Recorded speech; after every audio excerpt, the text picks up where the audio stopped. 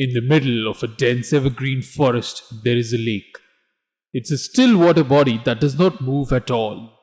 It seems as if all the desires of the lake are fulfilled. Its mere presence in the forest is enough. I think, therefore I am, says the lake as the vibrations of its voice emerge in form of ripples on the surface. If you carefully observe the ripples generated by the pool of liquid that begin at the edge and move towards the center, they speak in Morse code. I think, therefore I am. If only they knew about it. The two girls who arrive at this lake for a swim. They sit by the lake and open their bags to change. While one is busy picking the right outfit, the other stares at her own reflection in the water. The curious one is Elora. She looks at her own face. It's me, but. But what? Asks the other girl whose head is stuck in a t-shirt. She's attempting to remove it. The collar of the shirt is incredibly smaller than her head. She's confused about how she managed to put it on in the first place. As she looks up, the woolen fabric surrounds her face. The white strands shine in the silver moonlight. She pulls on the sweater and suddenly it grows. The pattern stretches far and wide. Sita, what others call this girl, starts to feel suffocated. The walls widen, but now she's at the bottom of an empty, dark well. The well has a deep history carved on every rock. One might be able to trace the events if interested, but she isn't. 100 centuries back lived a king named Urm. He commissioned this well. He called it the time machine. These were the pre-technology times, so surely he does not mean by time machine a vehicle that can manipulate the flow of time. A way to flow back and forth between events of past and future. Once the project is complete, on the day of grand opening ceremony, the king is invited. The cover is lifted and he looks down the well.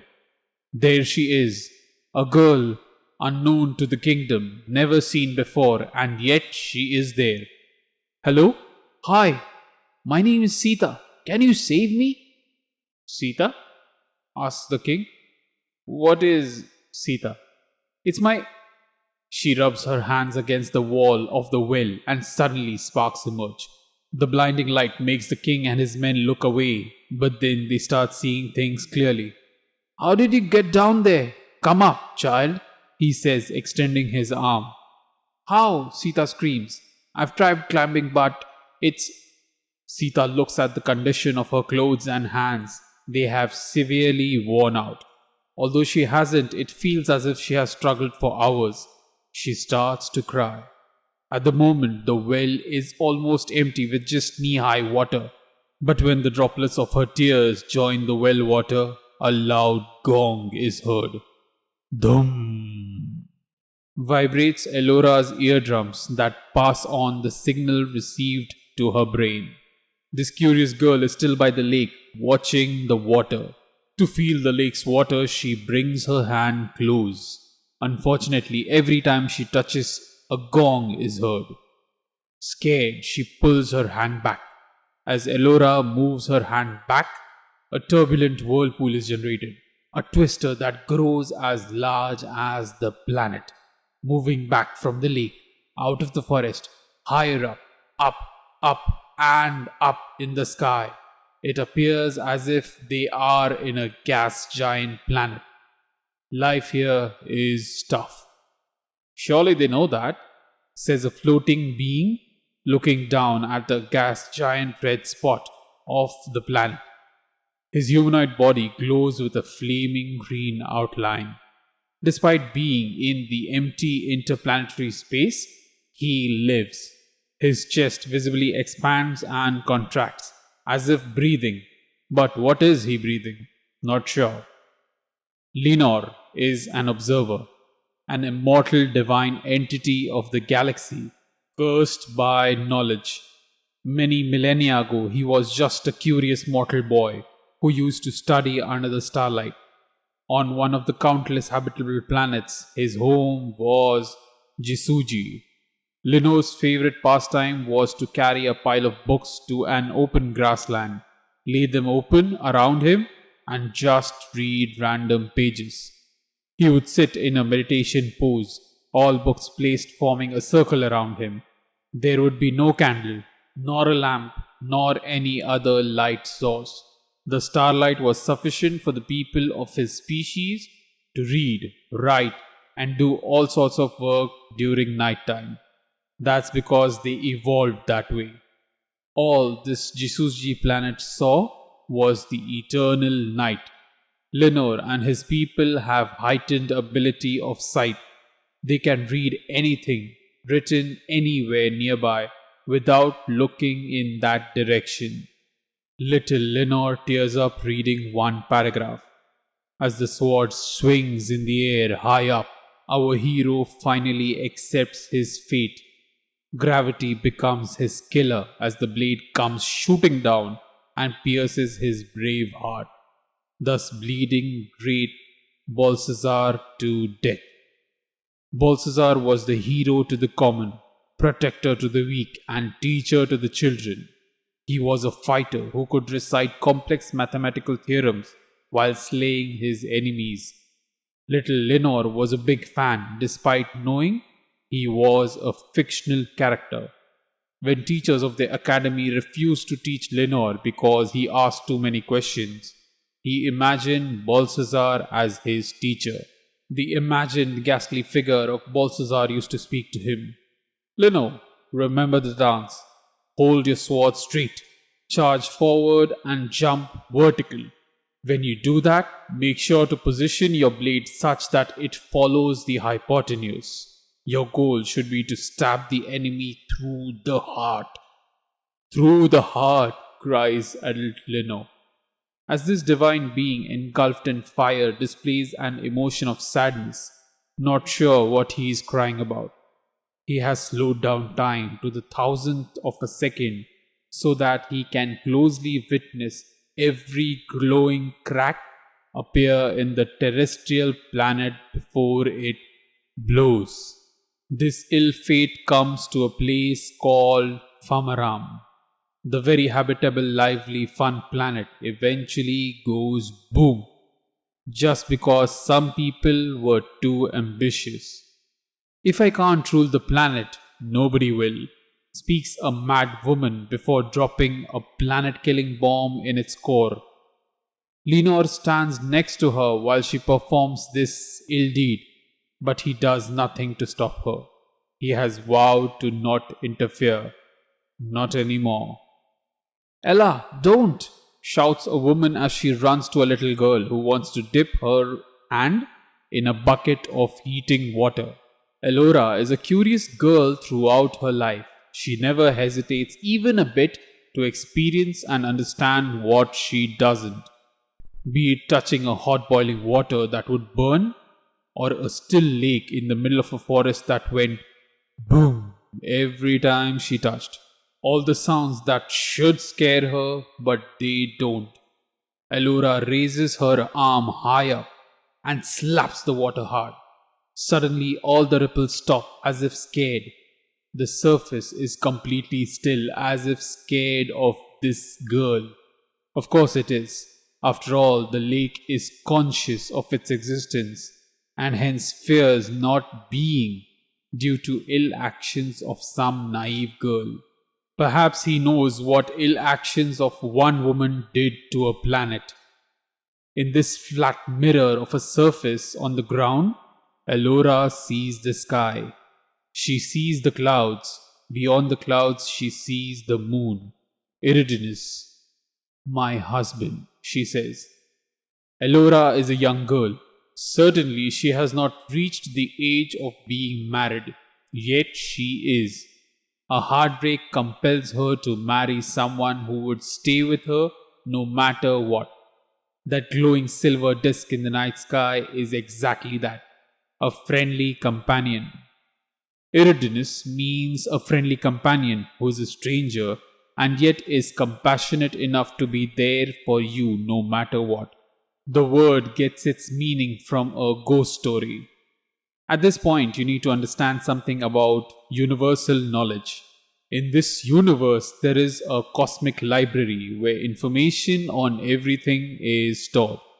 All conscious beings, when they dream or imagine or think, they access this same library of information. Hence, you might find that communities that might be worlds apart, yet they have similar words to a particular object or task or a feeling. Eridanus is one such word. Far from where Alora considers him to be her husband is a planet called Eri, the desert world. It's a place of eternal night. Life here is concentrated in small pockets under the surface. People prefer living in these pockets. Nobody dares to travel on the deserted surface because it's lonely. It's scary. People who have dared to explore their planet by walking the land have never returned. That does not mean they don't survive. These lone travelers leave their pockets because they hate their life there. So when they find a better place, they don't have any intention to return to their home. Local politicians use this to scare the people from going outside. Also, where they arrive the new place, they fear being branded as an outsider. So they never speak of tales of walking the desert to reach this place. They blend in as one of them. And they don't speak of Eridanus, their ghastly companion. He is often perceived as a tall humanoid figure wearing a greenish white robe. He floats above the ground quietly watching. For most times, he is non existent. He makes his presence known only when you need him the most, says a very old man telling a fantastic tale to a group of kids. What does he look like? Asks a kid. The old man stares blankly at the sky and then back at the kid. He looks like you. Then pointing at another kid. He looks like you. Then at himself. He looks like me. Eridanus is anyone but no one. He takes the form that would comfort you the best. For me, he took the form of my daughter. Old man chokes up. Sorry, he cries, bursting into tears. The children disperse as he cries himself to sleep, mumbling the same name over and over again. Sorry. In the pool of his tears, replay the chilling event of his daughter's death. Just that one moment when there was a sudden bright flash. Her daughter looks at it. Blinded by it, she walks without looking and falls down a cliff. Isari is never to be seen again, and the old man blames himself as he was the one directing her attention towards the sky. When they watched a faraway planet explode. These people are night creatures. Their eyes are very sensitive to light, allowing them to see in the dark. So even a slight more than normal starlight is sufficient to permanently damage their vision. Never look at the sky, says their scriptures. There sit demons with arrows made of light. If you dare look up at them, that's the last you will see. Esari unknowingly makes this mistake and she plummets to the ground. She would have died had something magical not happened. Just a few meters above the ground, there is a tear in the fabric of reality that throws Esari through space-time to a different planet called Koisor. More accurately, it's the moon of a gas giant. There she lives a full life, becoming a wife and a mother to a brave girl named Elora. The ghastly figure of Eridanus watches as the old man cries to sleep from high up in the sky. He wants to comfort him, saying, "She lives," but he can't. He has vowed to not interfere. Well, creating a tear in the fabric of space-time has its consequences. Hence, He is forbidden from interfering. Heroes have responsibility to not influence wrongly. The great Balthazar stands by that code, and so should anybody who would aspire to be like him. Balthazar was a peace loving man. He was a mathematician. He liked to educate people, enlighten them. Killing was not his style. Yet he picked up the blade when the situation called for it. Belshazzar lived in a kingdom that was prosperous. There was an abundance of resources. Food, clothes, and all sorts of luxury items were there for everybody's disposal. All this was possible only with the scientific approach towards doing things. Unfortunately, the neighboring kingdoms saw this as witchcraft, a deal with the devil. The Urmaru kingdom was built on a high plateau. Behind a tall pentagonal wall existed a complete ecosystem. They were at such high advantage that there was no need for a huge army. Any enemy that would dare to attack would easily perish. But there was a problem. The king of this place was struck with a disease called empathy. Seeing the Urmaru kingdom prosper, all the neighboring kingdoms, that is, all the kingdoms of the known world, united against them. They insisted that Urmaru's evil practices are responsible for why the rest of the world suffers. No matter how much the king tries to convince them, by showing them the scientific practices, the rest of the world rejects their way. When the king decides to surrender the resources of the kingdom to the rest of the world, mathematician Belshazzar stands up against him. I humbly refuse your suggestion. I prefer the pen, but if I need to prove our way, I will pick up a stronger force. I will pick up the blade. The king is overthrown and Belshazzar builds an army out of civilians. They learn, they train, and they fight small battles to victory. They might not have the brute strength, but they have the intelligence. All the clever traps around the city ensure that nobody penetrates their defenses. So far, so good. The only problem is that the enemy is teaming up again, getting ready for one final battle. The Urmaru kingdom versus the world. But Belshazzar and his strong-willed men and women are ready to fight.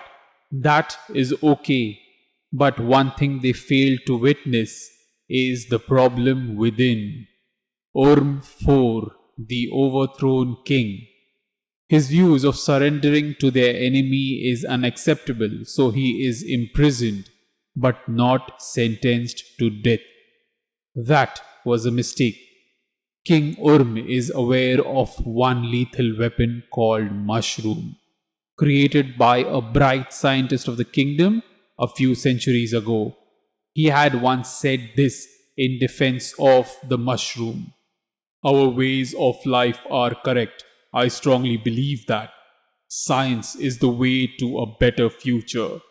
But I also believe that it is possible that we might be misled. We might go off track.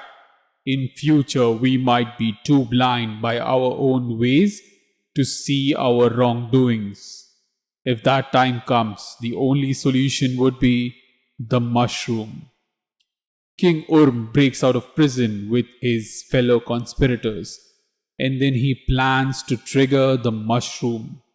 With the pull of a lever and a chain of mechanical and chemical reactions, triggers an explosion that engulfs the entire kingdom. The enemies surrounding the Urmaru only experience a small earthquake, followed by the sight of a huge mushroom cloud over the kingdom. Mushrooms are good for your health, says a man while plucking one out of sand. No, they are not. They are yucky, says a kid with disgust. He happily follows his father while the adult man walks around a soil bed in which edible mushrooms are grown. This man named Tran owns a mushroom farm. This is good for him monetarily because they grow easy and sell well. But it is also bad for the children because they have to eat mushrooms for breakfast, lunch, and dinner. This is their way of quality check. Despite the nourishment complaints, Tran has given his family a good life. But to reach that point, he had to go through a lot of hurdles, beginning with his own father. Mushrooms in some cultures are believed to be tombstones of the dead. Hence, eating them is considered a big taboo. If you eat disgusting things like those, the ghosts will haunt you for life, said Tran's father when he caught his son showing interest in studying and growing mushrooms. Tran, throughout his childhood, sees his father struggle with agriculture. The crops grown in their land are always insufficient. Sometimes the soil is infertile, sometimes the seeds are rotten, sometimes the water is scarce. Hence, the family always stays poor. To find a way out of poverty, Tran travels the nearby jungles to see what can be grown easily. If something can grow without continuous pampering, then that is the best crop, says Tran to his girlfriend before beginning his expedition.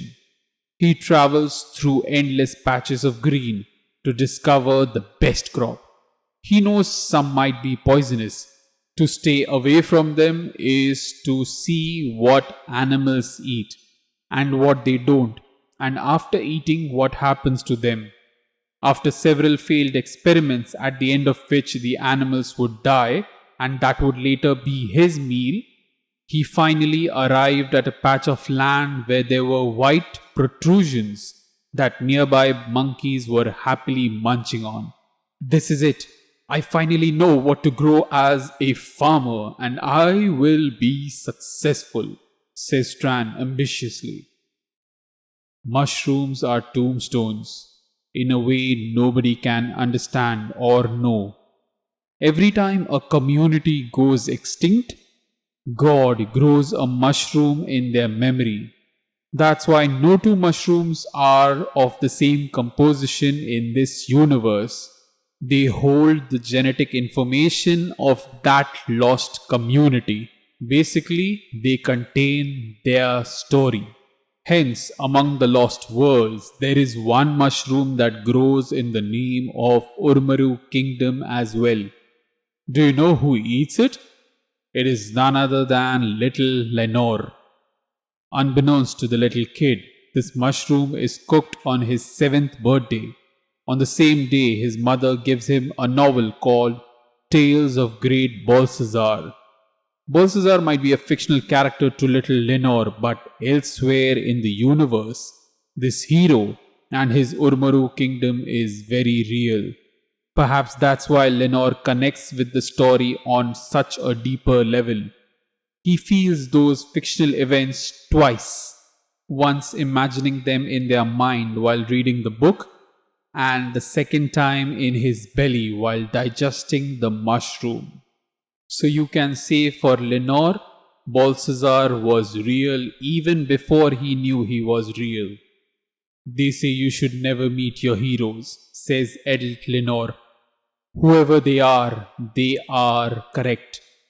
Lenore in his divine ghastly form floats above the Urmaru kingdom as it explodes. Little kid Lenore's curiosity pushed him beyond the limit over time. He is a loner who dedicates his entire life to simply consuming knowledge of the universe until the point comes when he has acquired the complete divine knowledge, transforming him into something else. To his family in the mortal plane, the old man Lenore's body perishes out of exhaustion, sleeplessness, and starvation because he was too engaged in acquiring knowledge. But from Lenore's perspective, he has been gifted the boons of divinity, that is, omnipresence, omnipotence, omniscience, and immortality. First thing he learns after becoming a god is that all the fictional stories he read as a child are real events that happened somewhere or somewhen in the universe. So it is obvious what he would do next. Lenore teleported himself through space time to meet his childhood hero, the great mathematician turned warrior, Balthazar. Even as a god, he remembers the verse he read countless times as a child. I prefer the pen, but if needed a stronger force to defend my way of life, I will pick up the blade. Little Lenore imagines his hero recite this line on the battleground while slaying his enemies, using his fighting skills and math. Imagine his disappointment when he learns that these are the last words spoken by his great Balthazar. After he lifts a heavy sword for the first time in his life, he swings it, but then it slips out of his hand. The blade flies up in the air, turns around, and falls on him, stabbing him through the heart, killing on the spot. You should never meet your heroes, says Lenore in disappointment.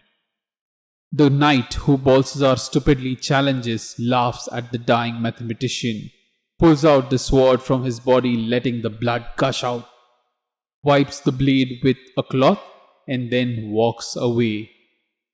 There is a reason swords are difficult to handle, he says to the crowd around. You must be worthy of it in order to use it to threaten or kill. If you are unworthy, the sword will turn back on you. Let him be an example to whoever thinks can go against the will of our noble King Urm, he threatens. He then walks away. Midoru is the king's guard. He is the greatest swordsman the kingdom has ever seen. He is a man dedicated to his duty. He blindly follows the orders. He never wants to be with a woman and never does. For Midoru, his wife is his sword, forged out of a special steel that shines blue. She is long, she is heavy, and she is sharp. Midoru has scars all over his body to show all the times he disobeyed his wife by mishandling her. The sword listens to him. She remembers, at times even acts at will, against his orders to prove him wrong. Midoru is not crazy to consider his sword as his wife. The sword is conscious. It might not have the ability to act on its will like humans or living beings do, but there are always ways the sword enforces her will. When Balthazar the stupid mathematician took Midoru's wife without prior permission, she had a role to play in the sword slipping out of his hand, turning back on him to pierce his body. How did she or it do that? For that, you need to witness the event, the same event on an atomic level. The flow of energy through the sword fluctuates. These fluctuations are conscious decisions taken by conscious beings possessing those objects. Like, for example, when Balthazar holds the sword by the handle, more energy flows to the handle and emits heat. This makes his palms sweaty, making the sword slip when he swings it. The sword flies up, and then the sword shifts her position using the magnetic field of the planet to align in such a way that the blade falls first, sharp edge, onto this naive idiot. There are ways for inanimate objects to make their awareness of themselves and the world around known.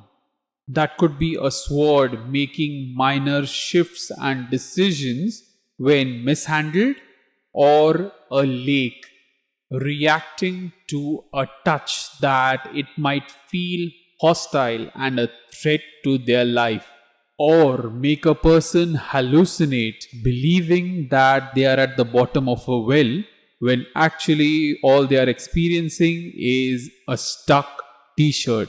around their neck. To be continued.